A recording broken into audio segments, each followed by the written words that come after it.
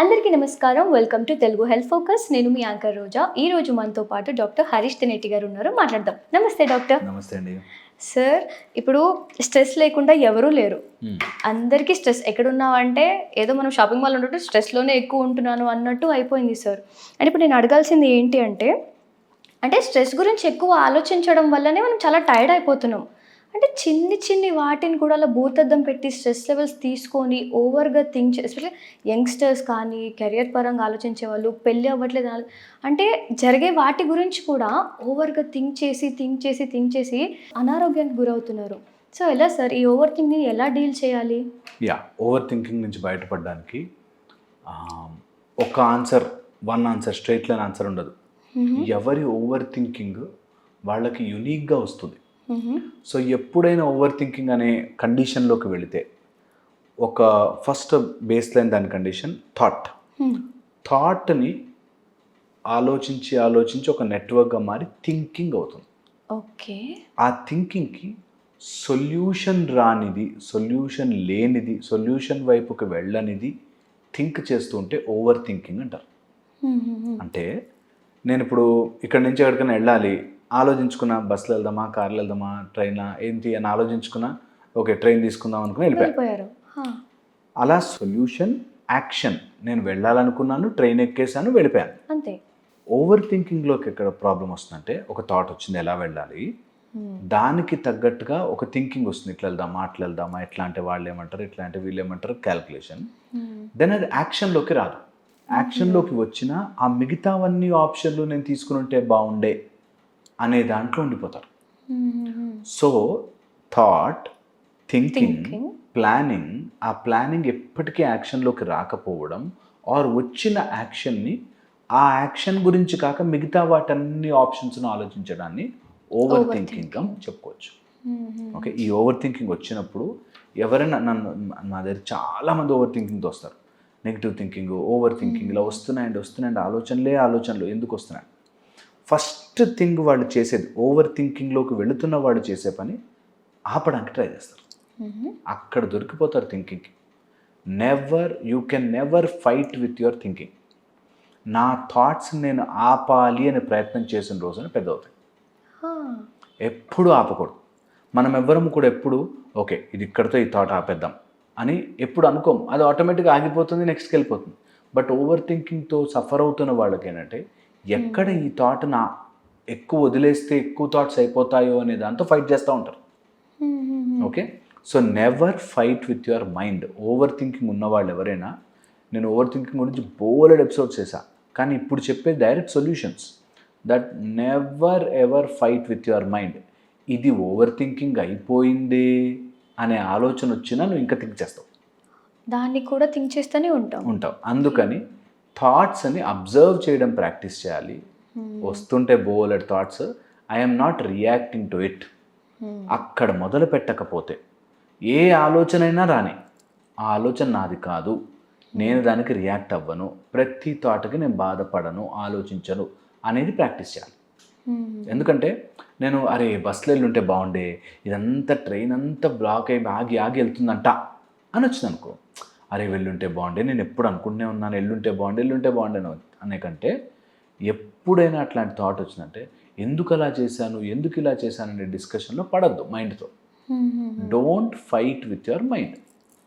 So అది చాలా చాలా ఇంపార్టెంట్. ఓకే. నెక్స్ట్ వచ్చేసి is it true or not. ఇప్పుడు ఏదైనా ఒక విషయం మీద ఓవర్ థింక్ చేస్తుంటే అది నిజమా కాదా అనే విషయాన్ని ఎన్హాన్స్ చేసుకోవాలి. ఓకే. నిజమా కాదా అనే దాంట్లో ఈజ్ ఇట్ అబ్సల్యూట్ అని కూడా తెలుసుకోవాలి. అంటే అదంతేనా, ఇంకా అటు సైడ్ వెళ్తే రోడ్ అంతా బాగానే ఉంటుంది అని ఫిక్స్ అనేటట్టుగా అబ్సల్యూట్స్ని అడగాలి. అలా ఏం ఉండకపోవచ్చు, ఎప్పుడు వెళ్తే టైర్ పంచర్ అవ్వచ్చు, అలా కూడా లేట్ అవ్వచ్చు అనే దాంట్లోకి వెళ్ళాలి. ఎప్పుడైనా అలా ఓవర్ థింకింగ్ వస్తే అది నీకు లోపల ఏం ఫీలింగ్ ఇస్తోంది అనేది ఇంపార్టెంట్. కొంతమందికి అది యాంగ్జైటీ తీసుకొస్తుంది, కొంతమందికి ఆ ఆలోచనలో సెక్యూరిటీ ఉంటుంది, సేఫ్టీ. దే ఫీల్ ఓకే ఇంత ఆలోచించాను కాబట్టి నాకు బెటర్గానే ఉంటుంది, ముందు జాగ్రత్త అని అనిపిస్తుంది. అలాగా what makes you over think, ఆ థింకింగ్ వెనకాల ఒక ఫీలింగ్ ఉంటుంది. ఆ ఫీలింగ్ వల్ల వాళ్ళకి ఏంటంటే ఓకే నేను ప్రిపేర్డ్గా ఉన్నాను అనే ఒక ఫీలింగ్. అంత ఆలోచించాను కాబట్టి నా mind thinks okay you are safe now. అనే ఒక ఫీలింగ్లో, are they feel on the edge, నువ్వు ఆలోచించకపోతే ఏదో అయిపోతుంది, ఏదో ప్రాబ్లం అయిపోతుందేమో అనే ఒక థాట్స్లో ఉంటారు. ఇలా ఉండడం వల్ల you should ask your self, నీ ఆలోచన వెనకాల ఉన్న ఫీలింగ్ ఏంటి? ఫస్ట్ ఆ ఫీలింగ్ తెలుసుకోవాలి. ఇంత ఆలోచిస్తున్నావు కదా, దీని వెనకాల ఏంటి ఫీలింగ్, ఏం జరుగుతుందని. ఆ బస్సు గురించో, దాని గురించో, నా ఫ్రెండ్ గురించో, ఎవడో రిలేటివ్ గురించో ఆలోచించానే అనుకో, దానివల్ల ఏం సాటిస్ఫాక్షన్ పొందుతుంది నా మైండ్, అది తెలుసుకోవాలి. సమ్టైమ్స్ మైండ్లోనే గొడవపడి వాడికి అట్లా చెప్పుండాల్సిన ఆన్సర్, ఇట్లా చెప్పుండాల్సిన ఆన్సర్, ఆ రోజు ఫంక్షన్లో వాడికి ఇచ్చాను కదా, వాడికి బుద్ధి వచ్చి ఉంటుంది, ఈ టైప్లో చాలా ఆలోచిస్తుంటాం లోపల మైండ్లో. అంత ఆలోచించే మైండ్ ఈజ్ ఆ ఈగో సాటిస్ఫాక్షన్ కోసం థింక్ చేస్తుంది. You see a thought which is turning into thinking, దానికి ఒక క్యారెక్టరైజేషన్ అండ్ ఒక ఈగో ఉంది. ఓకే, అది ఏం జరుగుతోంది అనే ఆ ఫీలింగ్ని పట్టుకోవాలి. ఓకే, అండ్ అది పట్టుకోగానే తెలుస్తుంది ఏంటంటే, అంతా నా మైండ్లోనే నేనే థింక్ చేసి నేనే సాటిస్ఫాక్షన్ పొందుతున్నా, అంతే. దానివల్ల ఎవరికి ఉపయోగం లేదు, ఉపయోగం లేదు, దానివల్ల మీ టైం వేస్ట్. ఇది తెలుసుకుని బయటపడాల్సిందే. ఓకే, అండ్ ఒకవేళ అలాంటి continuous thinking, over thinking thoughts వస్తే నువ్వు ఎలా బిహేవ్ చేస్తున్నావు. కొంతమంది ఒక థాట్ లోపలికి డీప్గా వెళ్ళి కూరలు కట్ చేస్తూ చేతులు కట్ చేసుకుని వాళ్ళు ఉన్నారు. ఒక థాట్లో డీప్గా ఆలోచిస్తూ అరిచేసే ఒకరు కోపంతో అరుస్తారు, పిల్లల మీద చూపిస్తారు, కొన్నిసార్లు ఒకటి చేయబోయి ఒక పని చేస్తారు. అట్లాగా ఓవర్ థింకింగ్, అదే ఓవర్ ట్రైనింగ్, ఆర్ లేకపోతే హ్యాబిచువల్గా కొన్ని తప్పులు చేస్తున్నారా, అట్లాంటివి చూసుకోవాలి. ఓకే, నెక్స్ట్ వచ్చేసి ఇలా ఆలోచించడం వల్ల అవుట్కమ్, రిజల్ట్ ఏంటి అని ఆలోచించాలి. ఇంతసేపు నేను ఆలోచించాను అనుకో, దీనివల్ల నాకు ఏంటి వస్తుంది అనేది ఆలోచించాలి. ఇప్పుడు నేను చెప్పే ప్రోటోకాల్ ఒక రోజులో అయ్యేది కాదు, మీకు అట్లీస్ట్ 41 days ప్రాక్టీస్లోనే ఉండాలి. ఓకే, నెక్స్ట్ వచ్చేసి ఈ ఆలోచన వల్ల ఒకవేళ నాకు ఏదైనా బెనిఫిట్ అయితే ఏంటి, నష్టాలు అయితే ఏంటి. ఆలోచన వల్ల, అది రిజల్ట్ వల్ల కాదు, ఆలోచన వల్ల నాకేంటి బెనిఫిట్, ఇంత ఆలోచిస్తే నాకేంటి వస్తుంది, ఇంత అది ఆలోచించకపోతే ఏమొస్తుంది, what if I don't even have this thought, ఈ ఆలోచనే లేదనుకో నేను ఎలా ఉంటాను, ఆ ఫీలింగ్ని గుర్తించాలి. చాలామంది ఓవర్ థింకింగ్ ప్రోటోకాల్లో ఇది గుర్తించరు. ఒకవేళ ఈ ఆలోచన నేను నా దగ్గరికి వచ్చిన వాళ్ళు ఇక్కడే కూర్చుంటే నేను కన్సల్టేషన్ అడుగుతాను. ఓకే, నేను భీమ్ ఫట్ అని మొత్తం ఆలోచన తుడిచేశాను. ఇప్పుడు ఏం చేస్తావు లైఫ్లో, ఏం చేస్తారు, ఏముండదు వాళ్ళకి. There is no protocol, there is no life, there is no ambition. ఎవరు ఓవర్ థింక్ చేస్తారు తెలుసా, వాళ్ళకు ఒక గోల్ మీద గురి లేని వాళ్ళు ఇవన్నీ ఓవర్ థింక్ చేస్తారు. మీరు గొప్ప వాళ్ళు చూడండి, they don't even over think. ఒకసారి ఫెయిల్ అయితే ఇంకో దానికి వెళ్ళిపోతారు వాళ్ళు వెంటనే. ఓకే, అదొకటి. దాని తర్వాత what is the opposite of this thought అని గుర్తించాలి. అంటే ఇది ఇలా జరగకపోతే ఇంకేం జరుగుతుండొచ్చు, ఎలా జరుగుతుంది ఆపోజిట్ ఆఫ్ థాట్ చాలా హెల్ప్ చేస్తుంది ఓవర్ థింకర్స్కి. దీని ఎంటైర్ ఆపోజిట్. ఓకే, అసలు ఏ థాట్ ఓకే, దీని ఎంటైర్ ఆపోజిట్లో ఏం జరుగుతుంది అది ఆలోచించాలి. అండ్ దెన్ నీ చేతుల్లో లేనిది, అవుట్ ఆఫ్ కంట్రోల్లో ఉన్న విషయాలని ఆలోచించను అని నియమం పెట్టుకోవాలి. నా వర్షం గురించి, అరే వర్షం పడింది, నీ చేతుల్లో లేదు వర్షం. మా ఫ్రెండ్ కంటే క్యాన్సర్ వచ్చిందంట సార్, మా వాడికి క్యాన్సర్ వస్తుందని ఓవర్ థింకింగ్లో వచ్చారు నా దగ్గరికి. ఓవర్ థింకింగ్ వాళ్ళెవరికో ఉంది, మాకు వస్తుందేమో, వాళ్ళ ఫ్యామిలీ హిస్టరీ ఉందంట, వస్తుందేమో అన్నట్టు. సో అలాగా some things which is not in your control ఆలోచించకూడదు. ఇవి ఫాలో అయితే ఓవర్ థింకింగ్ నుంచి బయటకు రావచ్చు. ప్రాక్టీస్ చేయాలి కొన్ని రోజులు. లేదంటే ప్లీజ్ మెడిటేషన్ చాలా హెల్ప్ చేస్తుంది, నీ ఆర్గనైజ్ చేస్తుంది థాట్స్ అన్నీ.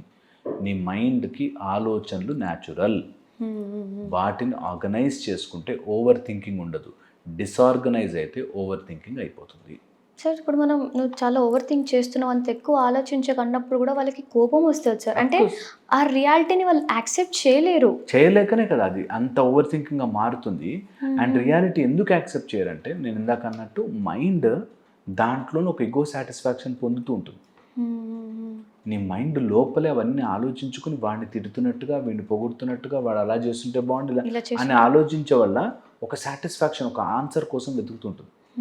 మైండ్ ఎప్పుడు కూడా లూజ్ ఎండ్ని టై చేయాలి అనేటట్టు ఎక్కడో లాక్ ఉంది అనేటట్టుగానే థింక్ చేస్తూ ఉంటుంది. సో దానికి బ్రేక్ చేయడానికే you should come out of it, meditations చేసుకోవడం, రెగ్యులర్గా ఒక స్థిరత్వమైన గుడికి వెళ్ళడము, ఒక దేవుడికి దండం పెట్టుకోవడం, అట్లా ఒకటి చేయడం వల్ల ఇలాంటి ఎన్నో మానసిక రుగ్మతలు పోతాయి. దేవుడికి చెప్పేసుకున్నాను, దేవుడు చూసుకుంటాడు అంతే అనే ఒక దాంట్లో చాలా హెల్ప్ చేస్తుంది. నిజంగా వీటికి మరకత గణపతి అని కొంత ప్రాణప్రతిష్ఠ పూజ చేసి తీసుకున్న గణపతి, తర్వాత సుబ్రహ్మణ్య స్వామికి అభిషేకము, లేకపోతే ఒక హనుమాన్ చాలీసా, లేకపోతే మన బజరంగ్ బాణ్ అని ఉంటుంది, బజరంగ్ బాణ్, ఇట్లాంటివి చదివితే చాలా చాలా హెల్ప్ చేస్తుంది. పీస్ఫుల్గా అవుతుంది మైండ్, ఓవర్ థింకింగ్ తగ్గుతుంది. సార్ ఇప్పుడు ఓవర్ థింకింగ్ వల్ల మనం ఎలా అయితే మెంటల్ పీస్ కోల్పోతున్నామో ఫిజికల్గా కూడా మనకి ఏమైనా డిఫెక్ట్స్ వస్తాయా సార్? అబ్సల్యూట్లీ. ఎనీ థాట్ నీకు శరీరంలోకి వస్తేనే ప్రాబ్లం. ఇక్కడ ఉన్నంతసేపు ప్రాబ్లం ఉండదు. ఇది చేసి అలసిపోతాం. ఇది చేసి దేని మీద యాక్టివిటీకి ఇంట్రెస్ట్ రాదు, లేజీ అయిపోతాం, లెథార్జీ అయిపోతాం, తర్వాత కోపం వస్తుంది, యాంగర్ వస్తుంది, ఇవన్నీ శరీరం మీద చూపిస్తాయి. సో ఎనీ మెంటల్ ప్రాసెస్ మెంటల్లో ఉన్నప్పుడు ప్రాబ్లం లేదు, అది శరీరంలోకి వస్తుంది. నాకు యాంగ్జైటీ ఇష్యూస్ మైండ్లో ఉంటే ప్రాబ్లం లేదు, అది గుండెలో గడగడగడ అన్నప్పుడే భయం. ఓకే, సో రెండు ఎఫెక్ట్ అవుతున్నాయి ఓవర్ థింకింగ్ వల్ల. నీకు అసలు మైండ్ ఎఫెక్ట్ తెలియాలి అంటే శరీరంలోకి వచ్చాకే తెలుస్తుంది. మన బ్రెయిన్లో ఉన్నంతసేపు నీ బ్రెయిన్కి అసలు ఓకే ఎంతసేపు థింక్ చేస్తావు, థింక్ చేయి, కొన్ని రోజులు తలనొప్పి వస్తుంది, అప్పుడు రియలైజ్ అవుతుంది ఓ తలనొప్పి వస్తుందా అని. ఓకే, అందుకే చాలా ముందుకు వెళ్ళిపోయేంత వరకు మనం పట్టలేం దాన్ని. సో గమనించుకుంటూ ఉండాలి సార్, అంటే చిన్న వాటికి మనం ఎంత ఆలోచిస్తున్నాం అనేది కూడా చూడాలి. అబ్సల్యూట్లీ. అండ్ మోస్ట్లీ అవి చిన్నవే ఉంటాయి, పెద్దవి ఉండవు, చిన్న విషయాలు ఉంటాయి, చాలా చిన్నవి. మా తోటికోడలు ఏమంది, మా ఫ్రెండ్ ఏమన్నాడు, ఈ మాటల్లోనే తిరుగుతూ ఉంటారు. పెద్ద విషయాల మీద ఏముండదు.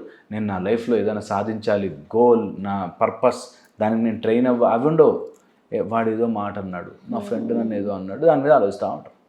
సో దీనివల్లే మేజర్ ప్రాబ్లం. ఇక్కడ కూడా అంతే, మన థాట్స్ మన ఆరోగ్యాన్ని మళ్ళీ పాడు చేస్తున్నాయి. సో ఏమన్నా మన కంట్రోల్లో ఉంటేనే బెటర్ ఉంటాయి సార్, అది బ్రెయిన్ అన్న ఫిజికల్ హెల్త్ అన్న. అబ్సల్యూట్లీ. ఎప్పుడైతే అవి కంట్రోల్ చేయడం స్టార్ట్ చేస్తాయో అవుట్. సో ఆరోగ్యమే మహాభాగ్యం, సో ఖచ్చితంగా కాపాడుకోవాలి. Thank you sir, thank you so much.